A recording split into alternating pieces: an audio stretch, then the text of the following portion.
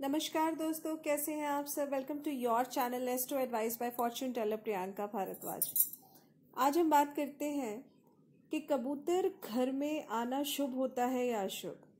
पिछले एक हफ्ते से काफ़ी क्वेरीज रिसीव हुई हैं इसको लेकर भी, और जैसे कि वार्षिक उपायों में कई जगह कुछ लोगों के लिए आता है, तो लोग ये कहते हैं कि एक तरफ तो आप हमें कबूतरों की स्पेशली सेवा करने को कहती हैं, या फिर एक तरफ आप हमें स्पेशली कहती हैं कि मछली की सेवा करें या तोतों की। मतलब ओवरऑल लोगों का क्वेरी ये है कि एक तरफ तो आप सेवा करने के लिए भी कहते हैं और दूसरी तरफ वहीं पे कहते हैं कि अगर घर में कबूतर आ जाते हैं तो वो अशुभ होता है।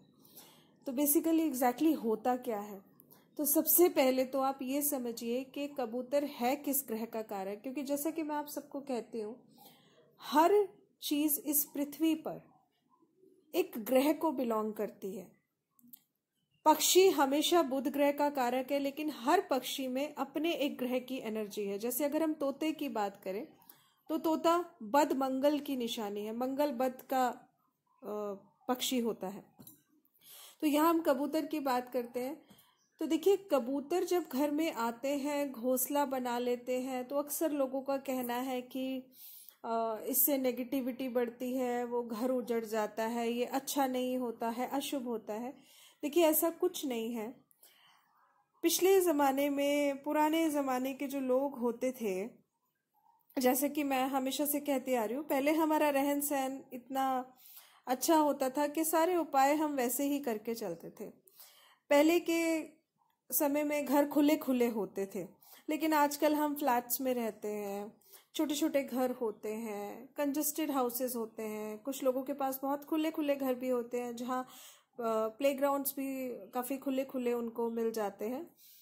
लेकिन देखिए, पक्षियों को बांध कर रखना मतलब उनको आपने खुली सांस वो नहीं ले पा रहे हैं। सांस तो ले रहे हैं पर खुली सांस नहीं ले पा रहे हैं।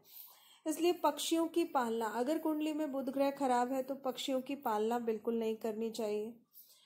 इसके साथ में कबूतर अगर घर में आ जाए या घोंसला बना ले तो घबराने की बिल्कुल भी जरूरत नहीं है, क्योंकि कर्म हमेशा प्रधान था, प्रधान है और प्रधान रहेगा।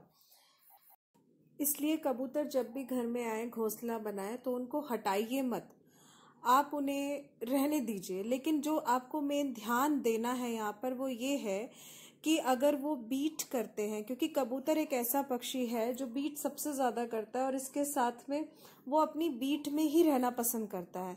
इसलिए कबूतर को कहा जाता है कि ये बुध और राहु का कॉम्बिनेशन है। जैसे इंसान की बुद्धि भ्रमित हो जाती है ना, या राहु देव उसकी बुद्धि पे सवार हो जाते हैं, तो उसको गलत चीजें करना और गलत चीजें ही पसंद आती हैं।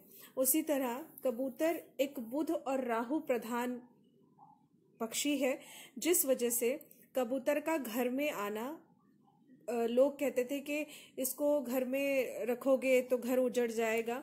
तो वो इसलिए कहा गया क्योंकि हम लोग साफ सफाई तो करते नहीं है। तो वो बड़े लोगों ने फिर ये कहना शुरू कर दिया कि अगर कबूतर घर में आप रखोगे या कबूतर घर में घोंसला बना लेगा तो ये आपके लिए गलत होगा, तो कम से कम इसी डर से हम उन्हें घर में नहीं रहने देंगे।